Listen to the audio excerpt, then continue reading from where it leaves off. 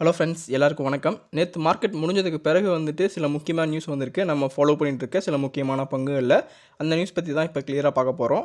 அதில் முதல்ல பார்க்க போகிறது ஹெச்டிஎஃப்சி பேங்க் பற்றி.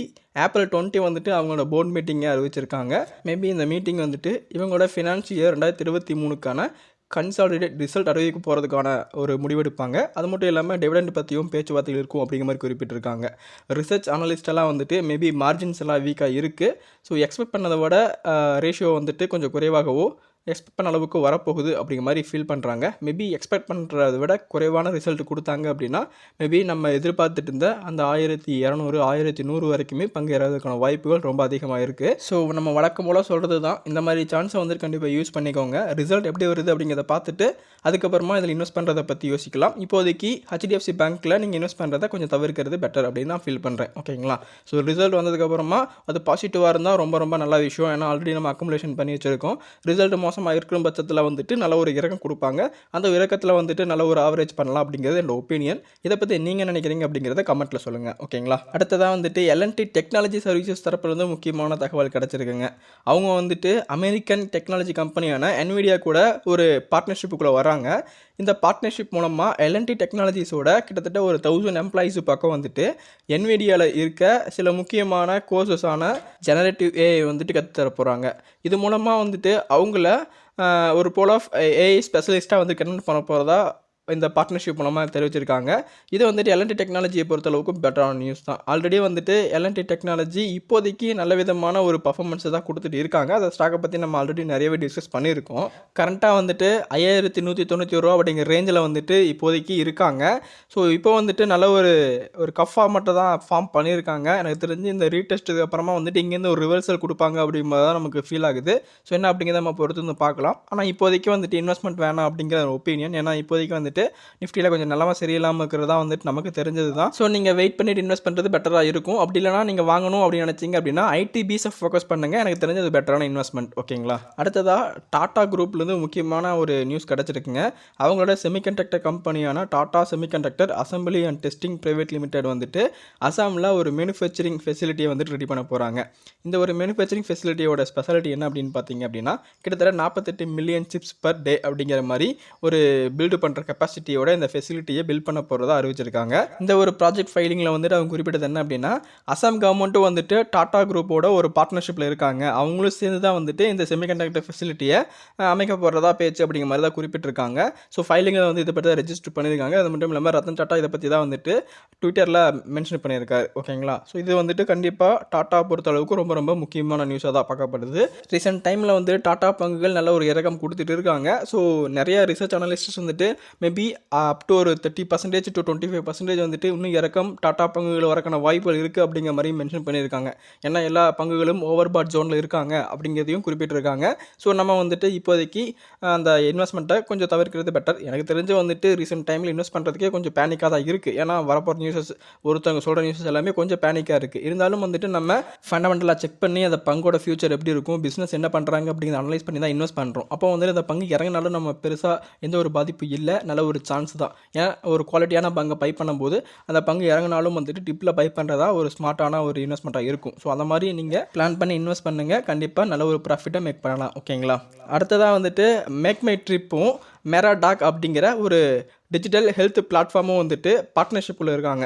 இந்த பார்ட்னர்ஷிப் மூலமாக மேக் மை ட்ரிப்போட கஸ்டமர்ஸ் இந்த மெராடாக் அப்படிங்கிற ஒரு வெப்சைட்டை பயன்படுத்திக்கான ஒரு ஃபெசிலிட்டியை கொண்டு வந்திருக்காங்க. என்னை பொறுத்தளவுக்கும் இந்த ஒரு டிஜிட்டல் ஹெல்த் அப்படிங்கிறது இந்தியாவில் இப்போதைக்கு கொஞ்சம் ஃபாஸ்ட்டாக க்ரோ ஆகிட்டு இருக்க ஒரு டெக்னாலஜி அப்படின்னு சொல்லலாம். ஸோ இது மூலமாக doctor consultants, so audio video conversations, அப்புறம் real time meeting with doctor, இந்த மாதிரி நிறையா ஃபெசிலிட்டிஸ் டோர் ஸ்டெப்பில் கிடைக்கான எல்லா ஃபெசிலிட்டியுமே இப்போதைக்கு கிடச்சிட்டு தான் இருக்குது.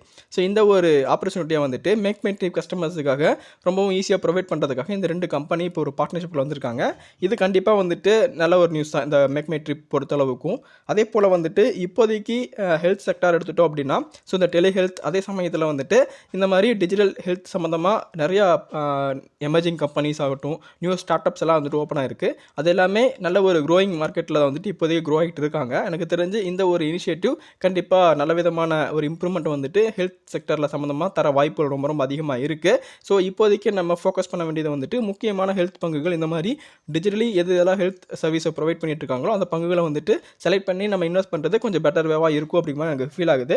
மேபி வந்துட்டு டைம் கிடைக்கும் போது நான் கண்டிப்பாக இந்த மாதிரி செக்டர்ஸில் இருக்கிற பங்குகளை அனலைஸ் பண்ணி உங்களுக்கு ஒரு லிஸ்ட்டு தரேன். மேபி நீங்கள் அந்த பங்குகளை ஃபோக்கஸ் பண்ணீங்க அப்படின்னா ஸோ ஃபியூச்சரில் நல்ல ஒரு ரிட்டர்ன் மேக் பண்ணுறதுக்கான வாய்ப்புகள் ரொம்ப ரொம்ப அதிகமாக இருக்குது. ஸோ இந்த மாதிரி கம்பெனிகளை நீங்கள் ஃபோக்கஸ் பண்ணுங்கள், சரிங்களா? அடுத்ததாக வந்துட்டு JSW குரூப் பற்றி ஒரு முக்கியமான தகவல் கிடச்சிருக்குங்க. ஆல்ரெடி இந்த நியூஸ் பற்றி நம்ம டிஸ்கஸ் பண்ணியிருக்கோம்.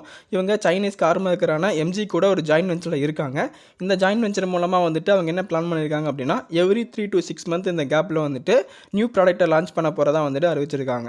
அது மட்டும் இல்லாமல் MG வந்துட்டு அவங்களோட இணையதளத்தில் என்ன சொல்லியிருக்காங்க அப்படின்னு பார்த்தீங்கன்னா ஸோ இந்த JSW கூட இருக்கிற ஜாயின் வெஞ்சர் மூலமாக எங்களுக்கு ஆனுவல் ப்ரொடக்ஷன் கெப்பாசிட்டி அப்படிங்கிறது கிட்டத்தட்ட 1 லட்சத்துலேருந்து 3 லட்சம் யூனிட் வரைக்கும் வந்துட்டு இன்க்ரீஸ் ஆகிருக்கு. இந்த மைல்ஸ்டோனை வந்து கண்டிப்பாக நாங்கள் ரீச் பண்ணுவோம் அப்படிங்கிற மாதிரி குறிப்பிட்டிருக்காங்க. அது மட்டும் இல்லாமல் கம்மிங் செப்டம்பர் வந்துட்டு 2 நியூ ப்ராடக்ட் வந்து லான்ச் பண்ண போகிறதா வந்துட்டு அறிவிச்சிருக்காங்க இந்த ஒரு ஜாயின் வெஞ்சர் மூலமாக.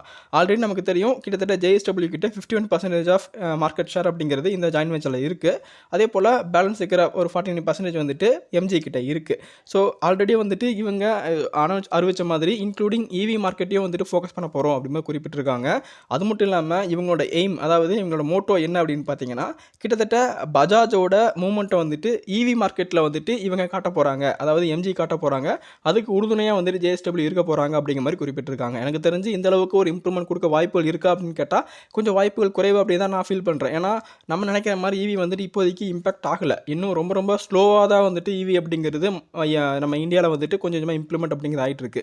ஸோ அதே போல் EV பற்றின சில நியூஸஸும் வந்துட்டு பேடாகவும் இப்போதைக்கு மார்க்கெட்டில் பரவிட்டதாக இருக்குது. ஸோ பொறுத்து வந்து பார்க்கலாங்க இந்த ஒரு ஸ்டெப் எந்த அளவுக்கு இவங்களுக்கு பாசிட்டிவ் மூமெண்ட்டை கொடுக்க போகுது அப்படிங்கிறத. ஏன்னா நம்ம ஏகப்பட்ட ஒரு கார் கம்பெனிஸ், ஏகப்பட்ட பிஸ்னஸ் கம்பெனிஸ் எல்லாம் பார்த்துட்டோம். ஆஃப்டர் ரீச்சிங் இந்தியா அவங்க வந்துட்டு ஃப்ளாப்பாக இருக்காங்க. அதுக்கு நிறைய கம்பெனிஸ் நம்ம எக்ஸாம்பிளாக சொல்லலாம். ஸோ இந்த ஸ்டெப் வந்துட்டு கண்டிப்பாக பாசிட்டிவாக இருக்க வாய்ப்புகள் இருக்குது. ஸோ வெயிட் பண்ணி பார்க்கலாங்க. ஏன்னா இவங்க வந்துட்டு EV அண்ட் நார்மல் வெஹிக்கிளையும் வந்து ரெண்டுமே ஃபோக்கஸ் தான் பண்ண போகிறாங்க. ஸோ கண்டினியூவாக கொஞ்சம் கொஞ்சமாக வந்துட்டு EV வந்து டெவலப் பண்ண போகிறதாகவும் சொல்லியிருக்காங்க. ஸோ பெட்டர் வேவாக வந்துட்டு கம்பெனி எந்த மாதிரிலாம் ஸ்டெப் எடுக்க போகிறாங்க. ஏன்னா எவ்ரி 3 to 6 months அப்படிங்கிறது கேப் வந்து ரொம்ப ரொம்ப கம்மி தான். ஸோ ஃப்ரீக்வெண்ட்டாக வந்துட்டு நியூ மாடல் வர்றப்போ வந்துட்டு அது எந்த அளவுக்கு மார்க்கெட்டை பிடிக்க வாய்ப்புகள் இருக்குது அப்படிங்கிறத பற்றி நம்ம வெயிட் பண்ணி தான் பார்க்கணும். இவங்க எந்த அளவுக்கு மார்க்கெட்டிங் பண்ணுறாங்க, எந்த அளவுக்கு ப்ராடக்ட்டை வந்துட்டு மக்கள்கிட்ட கொண்டு போகிறாங்க அப்படிங்கிறத பொறுத்து தான் இந்த ப்ராடக்ட்டோட டெவலப்மெண்ட், இந்த ப்ராடக்ட்டோட ரெவன்யூஸ் எல்லாம் இம்ப்ரூவ்மெண்ட் ஆக வாய்ப்புகள் இருக்குது. நீங்கள் சொல்லுங்கள், இந்த கம்பெனி மாருதி கம்பெனியை ரிஃப்ளெக்ட் பண்ணுவாங்களா, அவங்களோட சேல்ஸை வந்துட்டு இவங்க EV மார்க்கெட்டில் ரீக்ரியேட் பண்ணுவாங்களா அப்படிங்கிறத உங்களோட ஒப்பீனியன் என்ன அப்படிங்கிறத மறக்காமல் கமெண்ட்டில் சொல்லுங்கள், சரிங்களா? அடுத்ததாக வந்துட்டு L&T தரப்பில் வந்து ஒரு முக்கியமான தகவல் கிடச்சிருக்குங்க. அவங்க ஒரு புதுசாக வந்து ஒரு இன்வெஸ்ட்மெண்ட் அப்படிங்கிறது பண்ணியிருக்காங்க. கிட்டத்தட்ட 149 கோடி இன்வெஸ்ட் பண்ணியிருக்காங்க.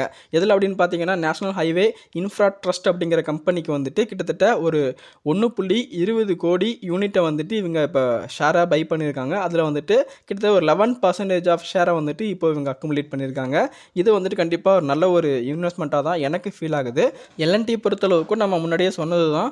இப்போதைக்கு வந்துட்டு கண்டிப்பாக நீங்கள் சின்ன சின்ன அக்குமுலேஷன் இதெல்லாம் பண்ணுங்கள். இதெல்லாம் வந்துட்டு எவர் கிரீன் பங்குகள். ஸோ எந்த விதமான ஒரு கவர்மெண்ட் சேஞ்சஸ் நடந்தாலும் இந்த மாதிரி கம்பெனிகளுக்கு வந்துட்டு தொடர்ந்து அந்த ஆர்டர்ஸ் அப்படிங்கிறது கண்டிப்பாக வந்துட்டு தான் இருக்கும். எந்த விதமான ஒரு பாதிப்பும் வந்துட்டு அதிகப்படியான எலெக்ஷனால் பாதிக்கப்பட போகிறது கிடையாது. ஏன்னா மேஜர் ஆஃப் கவர்மெண்ட் ப்ராஜெக்ட் வந்துட்டு L&Tக்கு தான் வந்துட்டுருக்கு. நம்ம ரெகுலராக நிறைய நியூஸில் பார்த்துருக்கோம். ஸோ இந்த மாதிரி பங்குல நீங்கள் மந்த்லி வெறும் ஒரு ஷேர் வாங்கினா கூட கண்டிப்பாக உங்களுக்கு லாங் டேர்மில் நல்ல விதமான ஒரு ப்ராஃபிட் கேட்க வாய்ப்புகள் இருக்குது. ஸோ கண்டிப்பாக வந்துட்டு இதை நீங்கள் ரெகுலராக பண்ணீங்க அப்படின்னா உங்கள் போர்ட்ஃபோலியோவில் நல்ல ஒரு இம்ப்ரூவ்மெண்ட்டை பார்க்க முடியும். ஓகேங்களா? கண்டிப்பாக ஃபாலோ பண்ணுங்கள், சரிங்களா? இன்றைக்கி நம்ம ஃபோக்கஸ் பண்ண நியூஸஸ் எல்லாம் முடிஞ்சிருச்சு. நீங்கள் இப்போ மைண்டில் ஃபிக்ஸ் பண்ண வேண்டிய விஷயங்கள் அப்படிங்கிறது நிறையா இருக்குது. ரீசெண்ட் டைமில் நீங்கள் மார்க்கெட் நியூஸை வந்துட்டு நம்ம பார்க்கும்போது நம்ம போட்ட நியூஸில் வந்து நிறைய நெகட்டிவ் அப்படிங்கிற மாதிரி சொல்லியிருக்கோம். இது எல்லாமே நான் சொல்ல கிடையாது.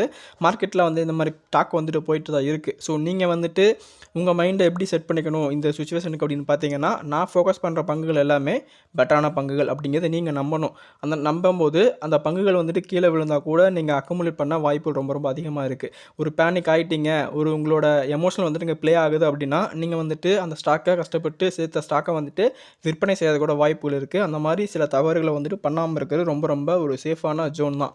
ஏன்னா இப்போ நீங்கள் ஒரு பங்கை வந்துட்டு வாங்கியிருக்கீங்க, அந்த பங்கு வந்துட்டு ஒரு 800 ரூபாய் வாங்கியிருக்கீங்க, கரண்ட்டாக வந்துட்டு ஒரு 1000 ஒரு 1200 கிட்ட இருக்குது அப்படின்னா நீங்கள் வந்துட்டு அந்த கம்பெனியில் ஒரு ஷேர் ஹோல்டர் தான்.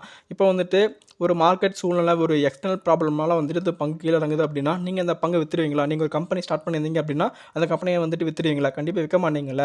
ஸோ திரும்ப வந்து இந்த பங்கு மேலே போக வரைக்கும், அதாவது இந்த பிஸ்னஸ் வந்துட்டு டெவலப் பண்ண ட்ரை பண்ணுவீங்கல்ல. ஸோ சேம் வந்துட்டு நீங்கள் இதுலேயும் பண்ணணும். அப்படின்னா தான் வந்துட்டு நீங்கள் லாங் டேர்ம் வெல்த்தை வந்துட்டு ரொம்ப சேஃபாக கிரியேட் பண்ண முடியும். ஸோ இதை மட்டும் நீங்கள் மைண்டில் ஃபிக்ஸ் பண்ணிக்கிட்டு உங்கள் இன்வெஸ்ட்மெண்ட்டை ரொம்ப ரொம்ப டிசிப்ளினாக பண்ணும்போது தான் உங்களுக்கு நல்ல விதமான ஒரு ப்ராஃபிட் கிடைக்கும். ஸோ லாங் டேர்மில் நம்ம நேற்று கூட வீடியோ பார்த்துருந்தோம். ஸோ ஒரு பெரிய கிராஷ் வரப்போகுது அப்படிங்கிற மாதிரி நிறையா ஆன்லைன்ஸ் இந்த ஃபிளிப் கேபிட்டல் தான் சொல்லியிருந்தாங்க. அந்த மாதிரி ஒரு இறக்கம் வரும்போது கூட நீங்கள் பயப்படக்கூடாது. நல்ல ஒரு இன்வெஸ்ட்மெண்ட்டை வந்துட்டு நீங்கள் ஸ்டெபிலிட்டியாக பண்ணும்போது ஸோ கண்டிப்பாக பவுன்ஸ் பேக் ரெக்கவரியில் வந்துட்டு உங்களை விட ப்ராஃபிட் மேக் பண்ண போகிறவங்க யாருமே இல்லை அப்படிங்கிற மட்டும் மைண்டில் ஃபிக்ஸ் பண்ணிக்கோங்க. ஓகேங்களா? ஸோ நீங்கள் இன்வெஸ்ட் பண்ண அமௌண்ட்டுக்கு உங்களுக்கு ஒரு பெட்டரான ரிட்டர்ன் கிடைக்க வாய்ப்பு ரொம்ப ரொம்ப அதிகமாக இருக்குது உங்களோட டிசிப்ளின் இன்வெஸ்ட்மெண்ட்னால. ஸோ அதை மட்டும் நீங்கள் ஃபோக்கஸ் பண்ணி இன்வெஸ்ட் பண்ணுங்கள். கண்டிப்பாக சக்ஸஸ்ஃபுல் இன்வெஸ்டர் ஆகலாம். ஓகேங்களா? தேங்க்ஸ் ஃபார் வாட்சிங் ஃப்ரெண்ட்ஸ்.